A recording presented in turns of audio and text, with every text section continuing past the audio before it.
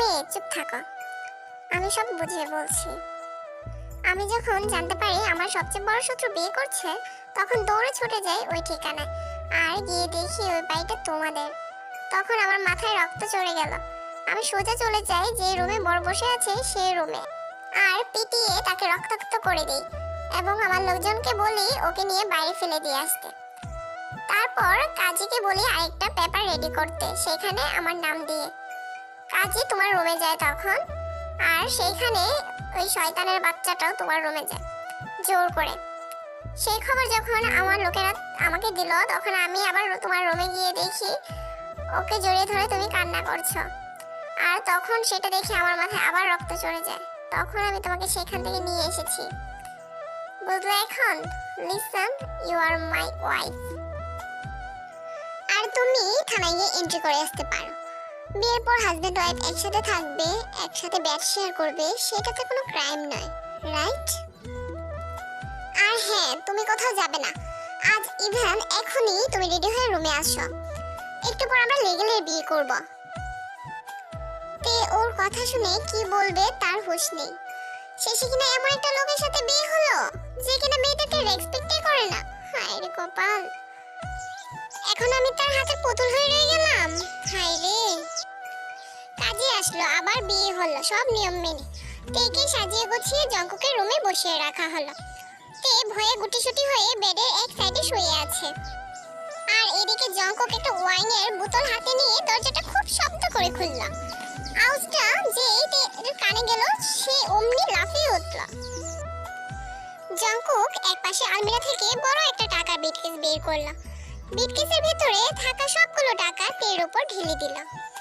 এই নাও টাকা, এই নাও পেপারস এন্ড প্রপার্টি। এরপরও থাকবে তো আমার কাছে, নাকি আরো কোনো চাওয়া পাওয়া আছে? থাকলে বলে দাও প্লিজ। আর সব চাওয়া পাওয়া আকাঙ্ক্ষা আমি পূরণ করব, ডোন্ট ওয়ারি। আমার জীবনে এইসব টাকা পয়সা গাড়ি বাড়ি শুধু করেছি ভালোবাসা পাওয়ার জন্য। পাবো তো ভালোবাসা? কখনো না। ভালোবাসা কখনো কেনা যায় না, অর্জন করতে হয়। ভালোবাসা দিয়ে ভালোবাসা পেতে হয়। আর আপনিও পাবেন না, কারণ আপনার মধ্যে ভালোবাসা নেই, আছে শুধু ঘৃণা। আর তাই আপনি শুধু ঘৃণাই ডিজার্ভ করেন। ও রিয়েলি? হ্যাঁ। আপনি জানেন একটা প্রাইমারি স্কুলের টিচারের বেতন মাত্র ৮,০০০ থেকে ১২,০০০ টাকা হবে, কিন্তু তারা তো অভাবে নেই। তারা তো স্বামী সন্তান স্ত্রী সবকিছু নিয়ে ভালো আছে। তারা তো এই টাকা দিয়েই সুখী আছে। একজন দিনমজুরের ইনকাম প্রতিদিন ৩০০ টাকা। ওনারা তো স্ত্রী সন্তান নিয়ে দিব্যি সুখে শান্তিতে বসবাস করছে যুগ যুগ ধরে। তাহলে কেন টাকা দিয়ে ভালোবাসা কিনতে হবে?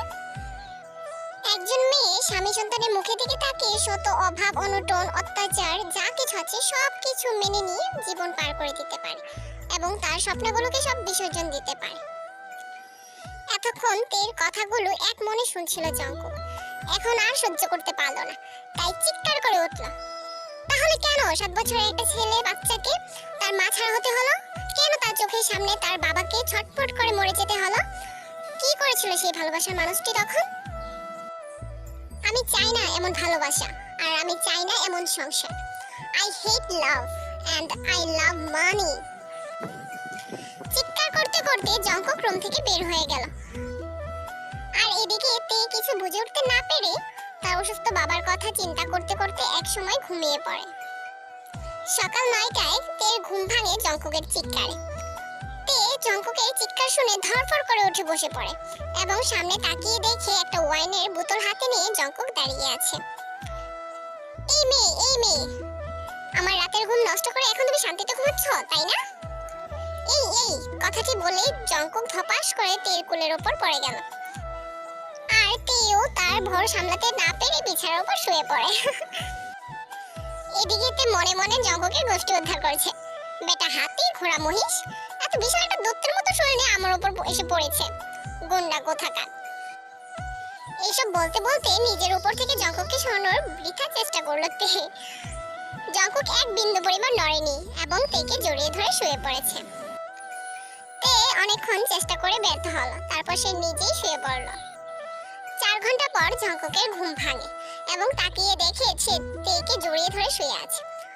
তেও গুটিসুটি হয়ে ছোট বাচ্চাদের মতো জঙ্কুককে বুকে নিয়ে শুয়ে আছে। জঙ্কুক কিছু সময় তের মুখের দিকে তাকিয়ে হঠাৎ রেগে গিয়ে তেকে ধাক্কা মেরে দূরে সরিয়ে দেয় এবং এক লাফে বিছানা থেকে উঠে পড়ে। তে অসহায় দৃষ্টি নিয়ে চোখ খুলে তাকায় এবং তাকিয়ে কিছু না ভেবেই আবার চোখ বন্ধ করে নেয়। জঙ্কুক অন্য রুমে গিয়ে ফ্রেশ হয়ে নিল এবং হন হন করে বাসা থেকে বের হয়ে চলে গেল। কিছুক্ষণ ড্রাইভ করার পর একটা নদীর পাড়ে গিয়ে বসলো। এই জায়গাটা জঙ্কুকের খুবই পছন্দের একটা জায়গা, আর যখনই জঙ্কুকের মন খারাপ হয় তখনই সে এই জায়গাটা অনেকক্ষণ একা একা বসে থাকে। জঙ্কুক আজ সকালের কথা ভাবছে, কি করে আজ সে 4 ঘন্টা এক নাগাড়ে ঘুমালো। সে তো কত বছর ধরে একটানা ঘুমায় না। আজ তের পাশে শুয়ে থেকে কেন যেন তার বারবার তার মায়ের কথা মনে হচ্ছিল। কেন মনে হচ্ছিল? এটা তার সবথেকে নিরাপদ স্থান, যেমনটা ছোটবেলায় তার মায়ের পাশে শুয়ে থাকলে তার মনে হতো। মায়ের কথা ভাবতে ভাবতে আবারও তার চোয়াল শক্ত হয়ে আসে। এসব ভাবতে ভাবতে হঠাৎ তার মনে হলো তার ফোনটা সে সাথে নিয়ে আসেনি, তাই আবার বাসার উদ্দেশ্যে রওনা দিল। 30 মিনিট পর বাসায় এসে জঙ্কুক রুমে গিয়ে দেখে তে যেভাবে শুয়েছিল ঠিক সেইভাবেই শুয়ে আছে। কিছু না ভেবে ফোনটা হাতে নিয়ে দেখলো সন্ধ্যা 7টা বাজে। সময় দেখে সে চমকে ওঠে, এতটা সময় পার হয়ে গেছে। আজ 8টায় মিস্টার রহমানের সাথে মিটিং আছে 5 স্টার হোটেলে, তাই তাড়াহুড়া করে ফ্রেশ হয়ে বের হয়ে গেল মিটিং এর উদ্দেশ্যে। রাত 8টায় মিটিং শেষ করে বাসায় আসলো 10:30টায়।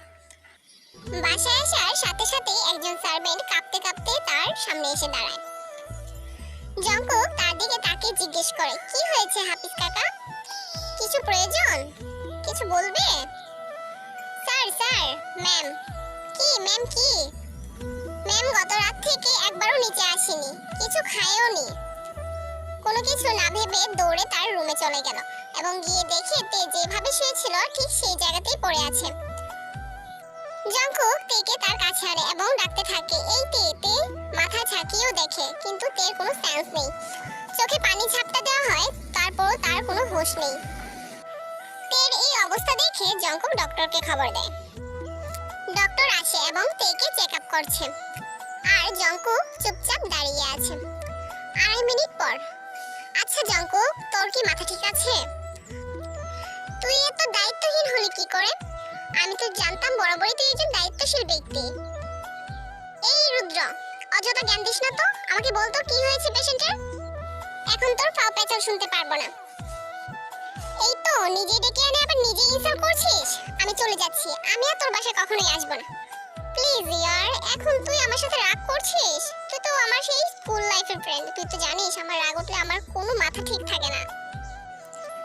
মিস্টার জঙ্কুক, আপনার মেজাজটা তো সহ্য করতে করতে জীবনটা তেনা তেনা হয়ে গেছে।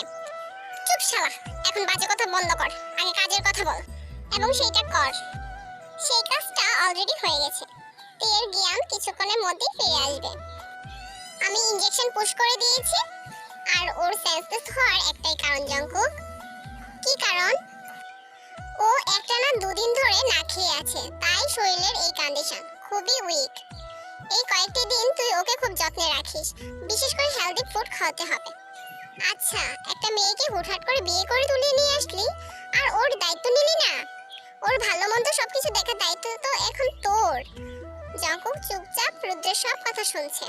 সত্যি তো উচিত ছিল তের খেয়াল রাখা। ওকে শোন, টেনশনের কোনো কারণ নেই, তের জ্ঞান এখনই ফিরে আসবে। আর এখন আমি আসছি, মেডিসিনগুলো ওকে খাইয়ে দিস, সাথে হেলদি ফুড। দুজন কোলাকুলি করে রুদ্র চলে গেল। 10 মিনিট পর তের সেন্স আসে। সে মিটমিট করে তাকাচ্ছে।